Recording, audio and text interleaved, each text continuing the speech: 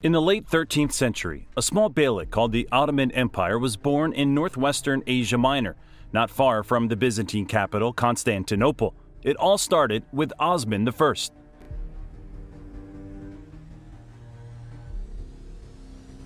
The Ottoman Empire expanded like wildfire, gobbling up territories in Europe, North Africa, and the Middle East.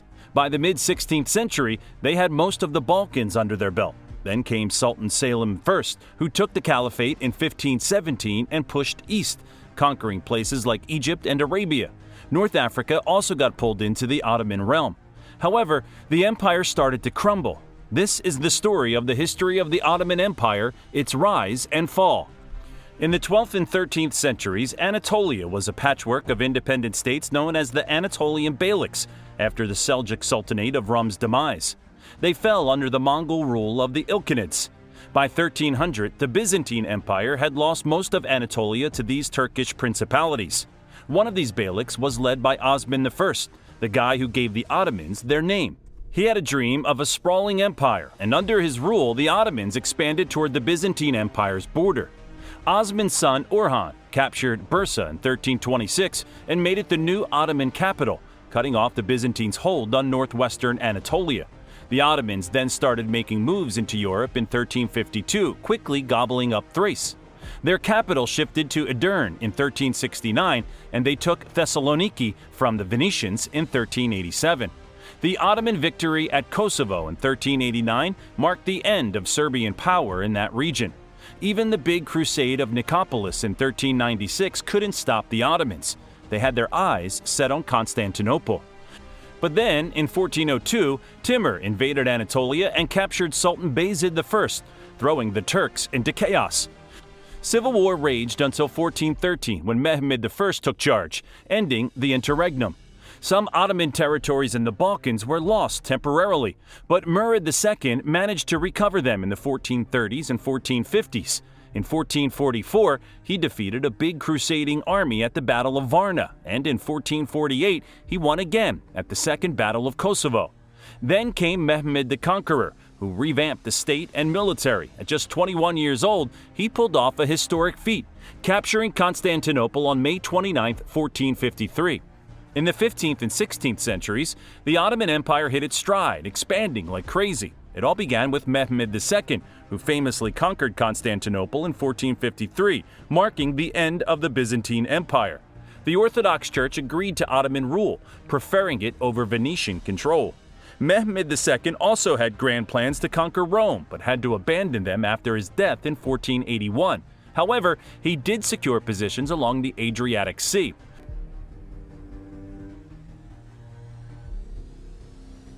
The Ottomans continued to dominate under Selim I, who expanded east, defeated Persia, and made Egypt part of the empire. Then came Suleiman the Magnificent, who added Hungary, Belgrade, and parts of Central Europe to the Ottoman territory.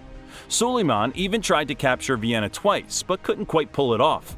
Despite some hiccups, the Ottomans had Transylvania, Wallachia, and Moldavia under their thumb. They also took Baghdad and controlled the Persian Gulf. Under Selim and Suleiman, the Ottoman navy rocked the Mediterranean, winning battles against Christian navies. But in 1565, the Knights of St. John held off the Ottomans during the Siege of Malta. It was Suleiman's second big setback after the Siege of Vienna in 1529. Suleiman passed away during the Siege of Sgetvar in 1566, and the Ottomans faced another defeat at the Battle of Lepanto in 1571. Western Europe, especially Portugal, started challenging their naval supremacy in the east. The strain of wars in Austria and Persia, combined with the logistical nightmare of maintaining supply lines across vast distances, led the Ottoman Empire scaling back its global ambitions. The need for defense on multiple fronts made global engagement unsustainable in the long run. In the north, the expansion of Muscovite Russia disrupted trade routes, leading to a failed attempt to build a canal connecting the Don and Volga rivers. The Crimean Khanate, backed by the Ottomans, made their presence known by even burning Moscow in 1571. They continued raids into Eastern Europe for years. In the Mediterranean, a Catholic coalition led by Philip II of Spain delivered a blow to Ottoman naval supremacy at the Battle of Lepanto in 1571. However, the Ottomans quickly rebuilt their fleet. The Habsburg Empire in the west established a relatively stable border, marked by minor battles over fortresses.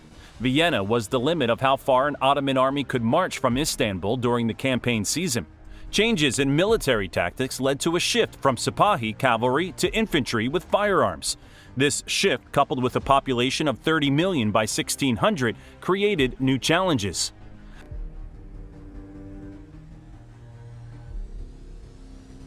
The Ottoman Empire, at its zenith in 1683 under Sultan Mehmed IV and Grand Vizier Mirzavan Lucara Mustafa Pasha, faced a pivotal moment during the failed siege of Vienna.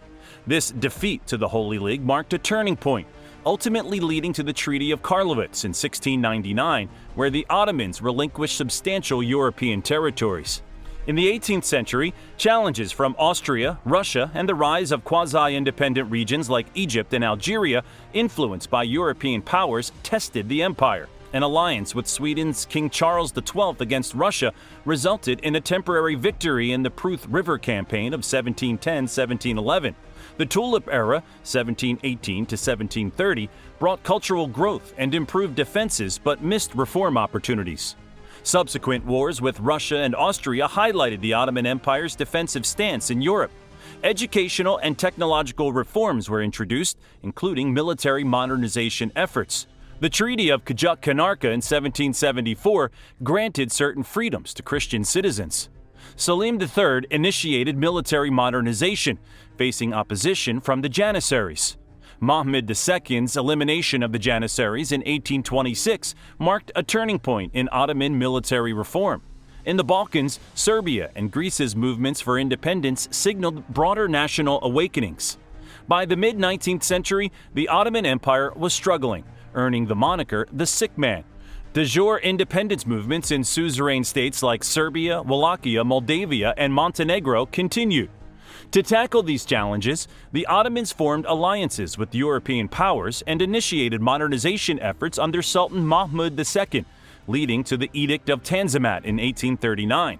Constitutional reforms, education advancements, and economic growth were pursued. However, the first constitutional era in 1876 was short-lived, and Sultan Abdulhamid II curtailed constitutional reforms. Privileges granted to Christian millets led to disparities and tensions within the empire. The Crimean War, 1853 to 1856, played a significant role in the empire's decline, as it became a battleground for major European powers vying for influence over Ottoman territories. The war introduced new technologies and ultimately preserved Ottoman control over the Balkans and the Black Sea region until the Russo-Turkish War of 1877-1878. This period also witnessed the empire's first foreign loans and the displacement of populations like the Crimean Tatars and the Caucasians to the Ottoman Empire.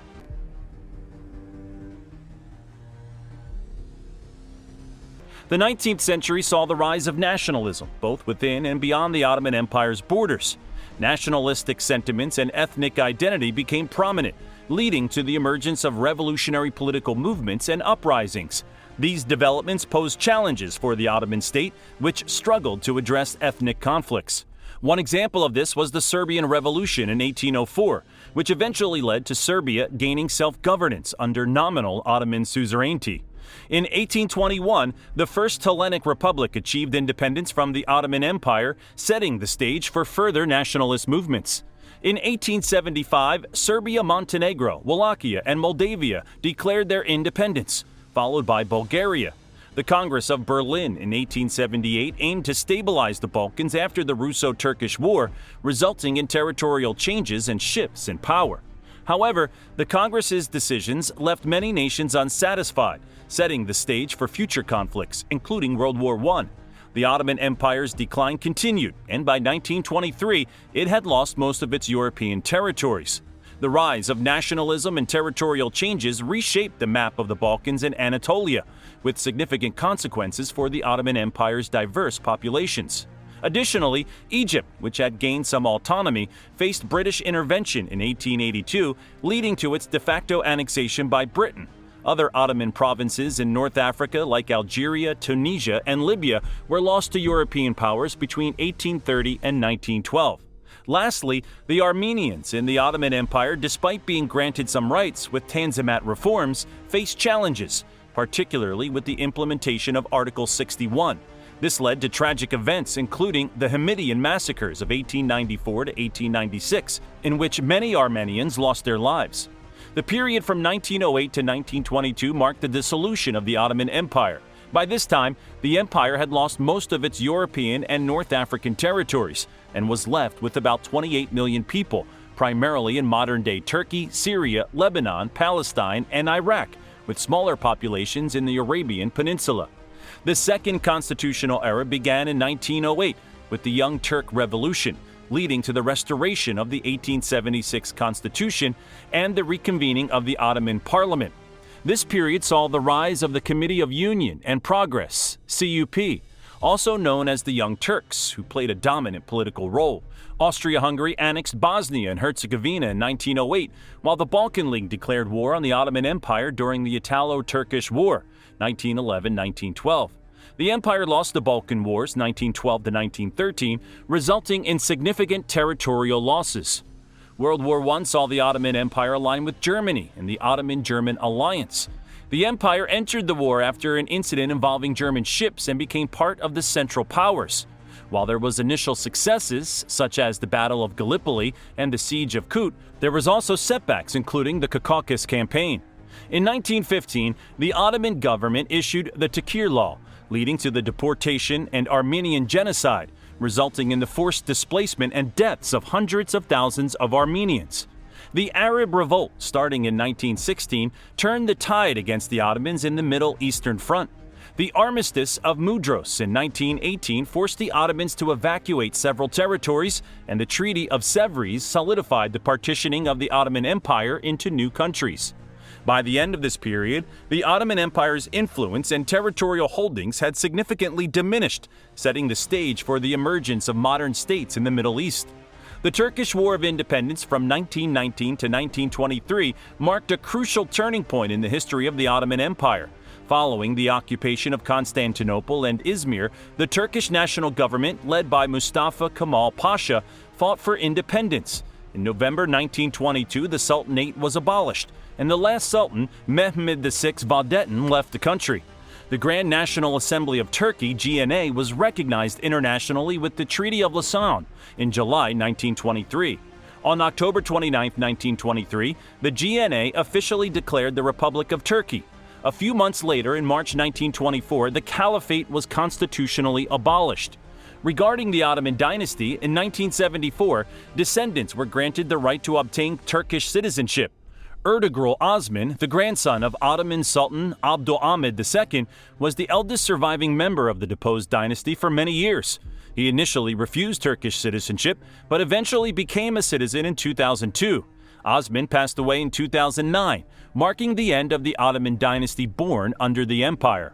Harun Osmanoglu, the third-generation grandson of Abdülhamid II, is now the eldest living member of the former ruling dynasty. Now, we want to hear from you. What was your favorite part of this incredible story? Share your thoughts and insights in the comments below. And don't forget to like, subscribe, and hit that notification bell so you never miss an update from us.